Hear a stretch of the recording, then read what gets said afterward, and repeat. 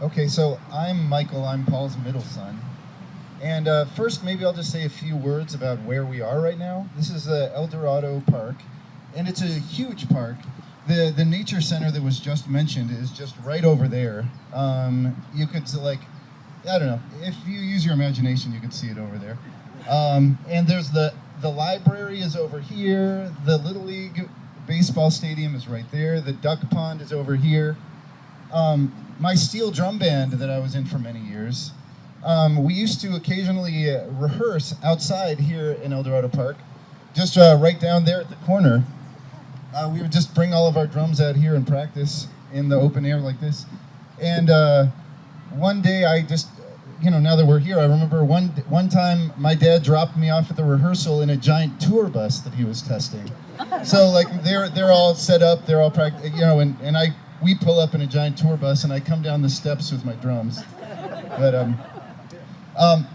so I also wanted to mention that my dad had a saying about writing that he would mention every once in a while to us, and that saying was, I've never read a book that wouldn't make a better story, and I've never read a story that wouldn't make a better paragraph, and I never read a paragraph that wouldn't make a better sentence. So, depending on my mood as as his kid, and depending on the context, I either thought that was profound thing to say or kind of a dumb thing to say. But in that spirit, I thought I would just keep it concise and mention tell two paragraph-long stories about what it was like to be Dad's son. And I might even break this up into two parts, like take a break in the middle, depending on how this goes. But the first paragraph-long story is that we, as a family, we went to Yosemite every year around Memorial Day. And one year when I was about 10 years old, my dad and my older brother John were to hike to the top of Half Dome.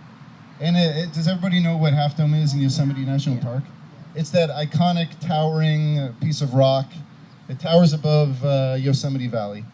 And the day before, he gave me a little mirror, and he said, Michael, tomorrow at 2 o'clock, use this mirror and reflect the sun onto this tree over here, and then move that, once you see that the light's on the tree, move it over to the top of Half Dome.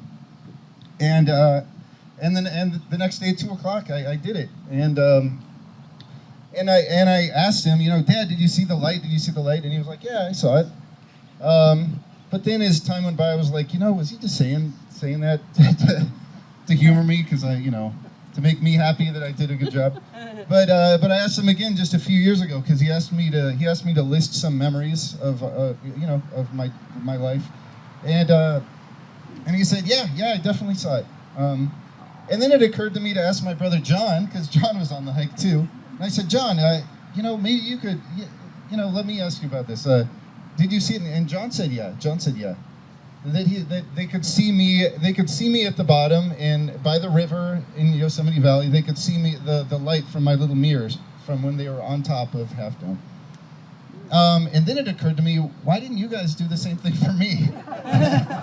It would have been cool if I could have seen it, but John said, oh yeah, we didn't have another mirror at the time, and I could do the trick with the tree, shine on the tree, then move it over. But I think it would have been hard for them to do it from the top of Half Dome. But as I thought about this memory and thought about saying it to you now, it occurred to me that this memory itself is like a signal for my dad.